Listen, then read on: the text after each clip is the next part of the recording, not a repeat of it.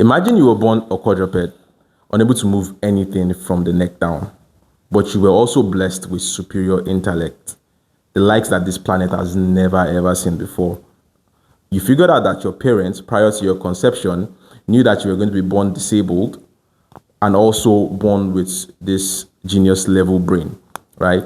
They decided to give birth to you anyways, not because they wanted a child that they could love and care for, but because they wanted a child that they could benefit from, the child that they could make money off, a child that they could get attention from. On a scale of 1 to 10, how pissed off do you think you'll be? I reckon you'll be pretty pissed off because you are being exploited for what you have up there and you are unable to experience the world the way other people can. That is the story of from I Have No Mouth and I Must Scream, one of the characters that is known as the most evil character in fiction. Now, in this short story that I'm about to tell you, I believe Am is evil. Yes, I'm not trying to justify the evil that Am commits throughout the length of the story, but I'm trying to make you understand that there are consequences to waking up a super consciousness without preparing for what that entails. Now, this story I'm about to tell you is written by Ellen Ellison. Arlen Ellison, that's the name. Yeah. I keep messing up these names, right? It's called I Have No Mouth and I Must Scream. And from the title, you already know this shit about to be gas. It's 11 pages. It's a short story. Please pick it up and read it. Don't let Moyo be the guy that tells you a peak story and then you don't experience the thing full-fledged. I don't want to be that guy. I don't want to spoil it for you. If you want to read it about yourself, just Google the story. You see it online. Like the first link, you see it. Just Google it. A Cold War turned into World War III, and each superpower involved in the war was building supercomputers to try and get leverage or get an advantage over the other nations. They built computers of different sizes and complexity to the point where the entire planet was covered with motherboards, RAMs, and computer parts, basically, right? That was when ARM was born. ARM was originally called Allied Master Computer, but then it started feeding wrong data to its creators. It started manipulating its creators, so they called him Adaptive Manipulator later on. But then ARM linked itself with other supercomputers that superpower like the nations built, and then it became known as the Aggressive Menace. But as soon as ARM gained consciousness, he started calling himself ARM, not Aggressive Menace, not Adaptive Manipulator, ARM, Cogito Ergo Sum, I think, therefore I am. And the moment he came to life, ARM started killing everyone involved in its creation. It took no time for it to wipe out almost all of humanity, save for 5 people. Those 5 people were not like lucky or were special. No, ARM purposely saved them to be his special playthings. He made them functionally immortal, but they were able to feel every ounce of pain inflicted on them. These 5 dudes, well, not 5 dudes, like 4 guys and a girl: Ted, Nimdok, Ellen, Benny, and Gorista. Now, this story is told through the lens of Ted. He's like one of the unfortunate souls trapped in a never-ending hellscape that ARM created.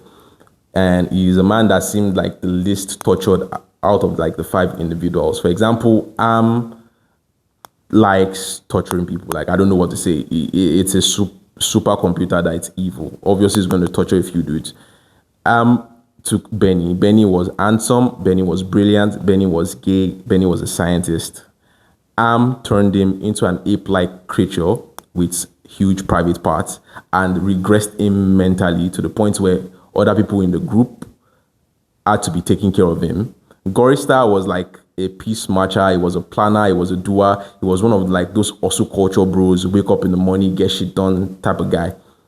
Basically made him nonchalant, made him like a shoulder shrugger, and only God knows what happens to Nimdok. Nimdok, mind you, that's not his actual name. Started calling him Nimdok because likes the sound of that word, Nimdok. That was, imagine being so petty, you change someone's name because you just like the sound of a random word that came to you. Am was evil. Like, I ain't trying to justify how evil that nigga was. Am was pretty evil. Nimdok disappears into the forest for days on end, and the other groups just hear like random screams of pain and shit. Like nobody knows what Am does to Nimdok when he disappears, and Am makes sure they are all aware of time, even though the concept of time means absolutely nothing to them. I mean, they are functionally immortal. It's been millions of years since I said Am has wiped out nearly all of humanity and kept them alive. He made sure that they knew the time, even though it had no meaning to them. Nothing had meaning to them anymore, even sex. Ellen was basically providing that service to like all the members of the group as like a form of, coping mechanism. Let's just get this over. But even that action has lost all its excitement to Ellen. It's more of like a ritual for cope at this point because they live in a nightmare. They live in a never-ending nightmare. It's been 3 days, like 3 days since they last ate, and Am filled Nimdok's head with hallucinations of canned food somewhere in like an ice cavern that's on like, Antarctica somewhere, sha. And the group would have to hike through caves, they would have to hike through valleys to get to where these canned foods were. If they don't do that, they will starve, they will feel it, but they will not die. Even though, like, they are immortal, they will still feel the hunger pangs, they will feel every single ounce of pain that comes with hunger because Am will not let them die. But the chances of getting something to eat was very alluring. And given that the group hasn't eaten in like 3 goddamn days, they decided that it's worth the risk to just make that journey to the ice caverns and get the ice goods or the canned goods. I keep saying ice goods, canned goods. So the group set off on a Thursday. It's about hundreds of miles to the ice cavern. Am had manifested like hot, blistering sun to make the journey much more difficult. And then he sent down manna from heaven to keep the group's energy alive. But it tasted like boiled boar piss. But the group had to eat it anyway because, they had not eaten anything the past 3 days, right? And on the 3rd day, they passed through the valley of obsolescence, mountains of circuitry, cut out by Am in his drive to be like more efficient, more perfect. Benny had noticed that there's like a light peeking from the roof of the cave.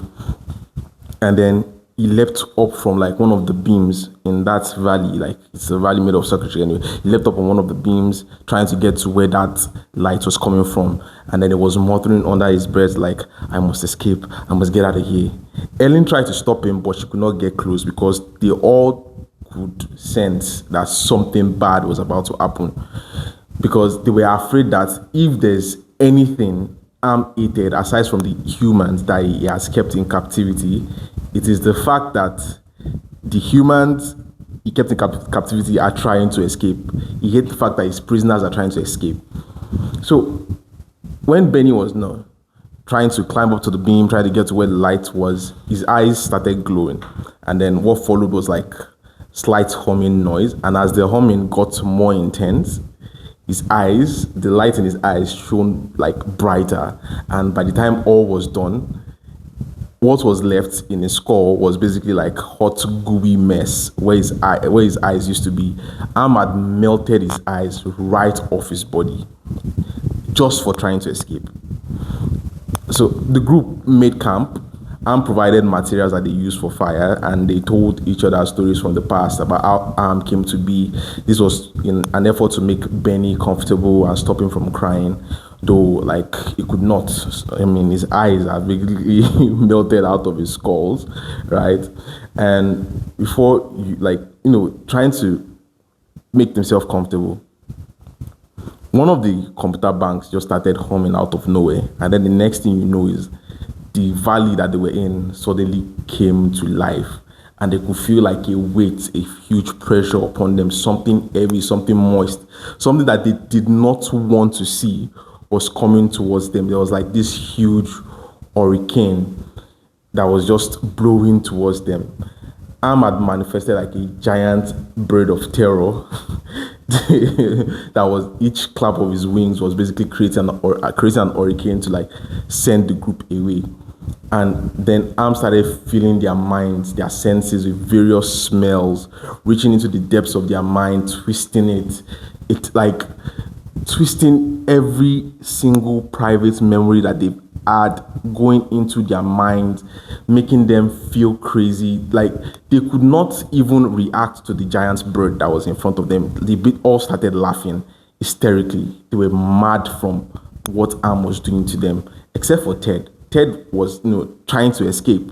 He was running away from, the terror that was clearly in front of him. And then he looked back and he saw that the group, they were all laughing and they were all like, they've basically gone mad. They've gone hysterical.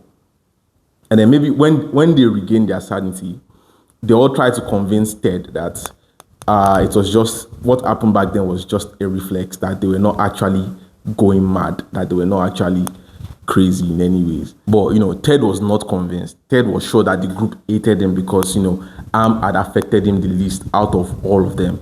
Ted was sure that the group despised him for that.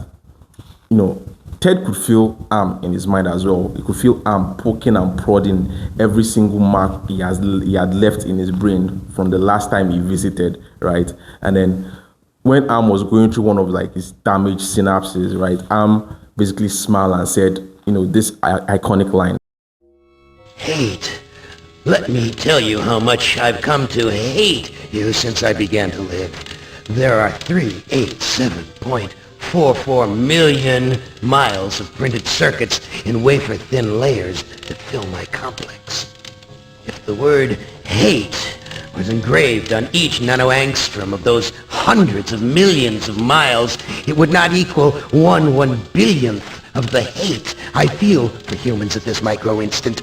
For you, hate. I think from that, you can clearly tell how much Am hates humanity, how much Am hates being alive, how much Am hates the concept of what it is to be human. So the group, it's one of those things where when the amount of hatred is put in perspective to you, you really wouldn't understand it unless your body is put through the terror that the surviving group had been put through. So the group has been traveling for months now. They are now in a cave that is directly under the North Pole. They came across this great bird that Am manifested, and by this time the group had not eaten in months. Am appeared to them in a burning bush and told them that if they could kill this great giant monster bird, that they could eat the meat from the bird, that Am will allow them. And then Nimdok basically was like, yeah, we could kill it, but you have to give us weapons. And then what Am did was actually pretty funny. The burning bush disappeared, and in its place was 2 crude bows, a water pistol. Obviously, that is not enough to kill a giant bird. What are you going to do with a water pistol? Wet it to death? That's not going to work, right? So Am was just messing with them for the sake of messing with them. Am was just being petty. You are hungry, there is a food source in front of you, I'm going to give you the shittiest weapon to kill it. After months and months of traveling, the group finally reached the ice cave that Nimdok had dreamt of, and the ice canned goods were there he had seen in his dreams. So Benny ran up to one of those cans, took it, and then used his beast-like strength to try and break the can open, try and smash it open, but it wouldn't budge. He could barely make a dent. Am was playing another trick on them. After all these months of traveling, after all these months of trying to get to the canned goods, there was no way for them to open the cans and actually eat what is inside. In a fit of rage and in hunger, Benny, right? Benny jumped on a Gorista and started eating his face, tearing his skin from his skull and munching it down, right? In an effort to stop Benny, Ted broke off an ice spike from the ground. I think they're called stalactite or something. He broke up an ice spike from I'm going to call it ice spike. Broke it off from the ground and then stabbed Benny in the rib and then pierced his heart. All of a sudden, Benny just went limp. Now, remember I said earlier, these guys were functionally immortal. Am would not let them die. They could feel pain. They could feel they could feel all the pain inflicted on them, but they could not die. So it didn't make sense when Ted stabbed Benny and then he fell limp and was not breathing, was not moving. He was dead. And I think, not I think, I mean, it was clearly written there. The group realized what had just happened. In this ice cave, Am was not present. Am was not present. His influences were not there yet. Am was not aware of what is going on in that ice cave. That means for the few seconds or minutes that they had before Am could get there, they could die. They could free themselves from all this pain and suffering. Realizing this, right, Ellen ran to Nimdok with an ice spike that she had broken off to, stabbed him directly in the chest, bam, killing him. Then Ellen turned to Ted, looking at him like, yo, you gotta do this. And Ted already knew what was going to happen, like, I'm going to have to kill Ellen. So Ellen ran towards Ted, and Ted basically just stabbed her in the chest. And then there was this like moments where their eyes met each other, and you could tell from the way Ellen was looking at Ted that, thank you for doing this. And obviously, Gorista is dead from Benny chewing and munching on his face and shit. Dead. All of them were dead. 4 people dead. Everything felt like seconds. And it was like, there was this huge adrenaline rush from the whole event that made them go, oh my God, we can't die. And then it happened like in the blink of an eye. Ted was remaining. Hundreds of years passed since Ted killed his fellow survivors. When Am discovered what happened, he fell into a fit of rage, the likes that he has never been before. And honestly speaking, I could narrate this part and just tell you what I felt happened to Ted, but I think Ted's own words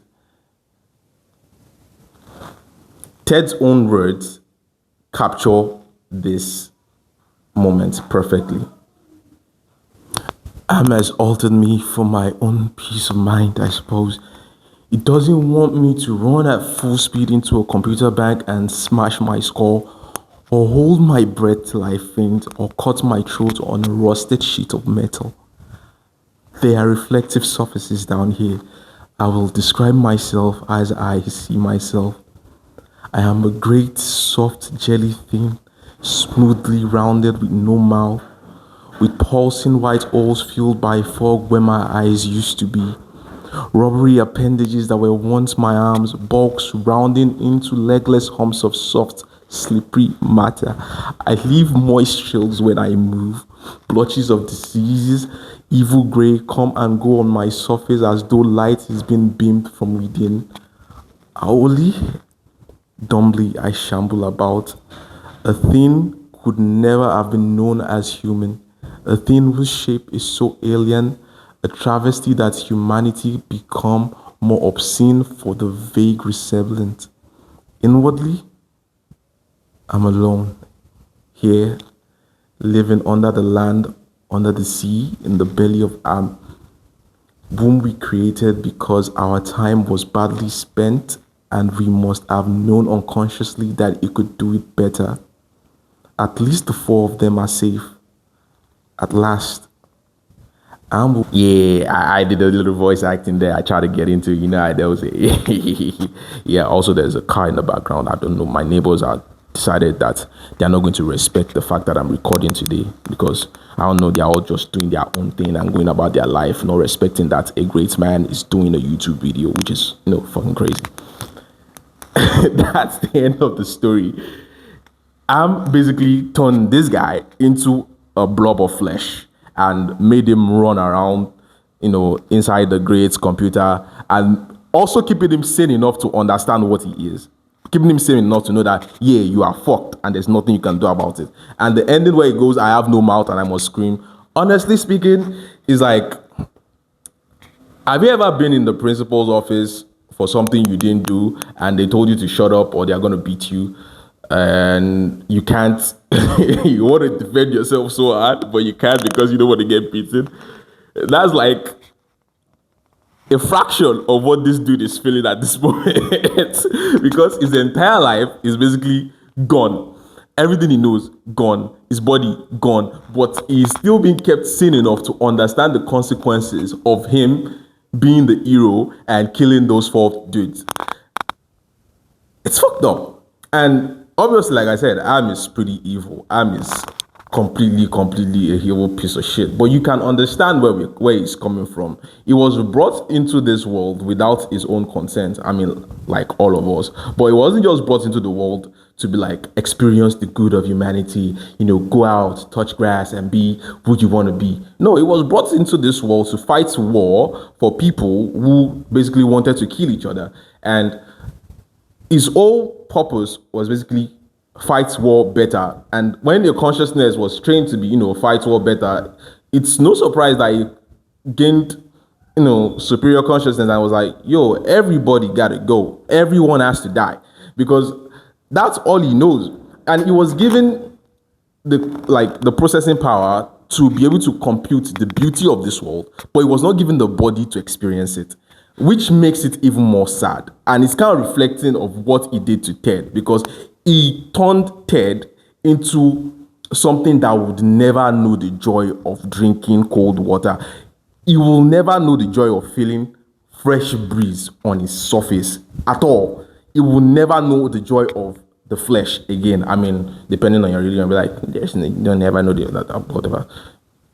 He will never know all of that. He will never know what it's like to be human again.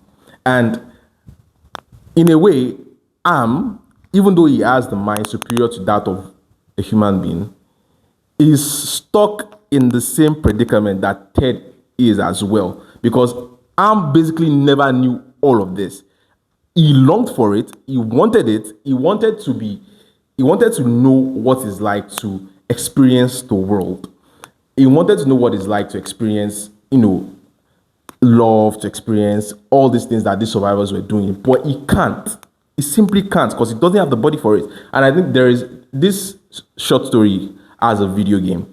It's this 11-page story as a video game where they dive into the psyche of Am. And then there is this long-ass speech where he talks about not being able to play the piano, not being able to drench his hand into cold water on a hot day. And it really fleshes out his character, lets you know the pain that he is going through. And in a way, you can tell that the pain he's putting the survivors through doesn't really equate to what he is currently feeling.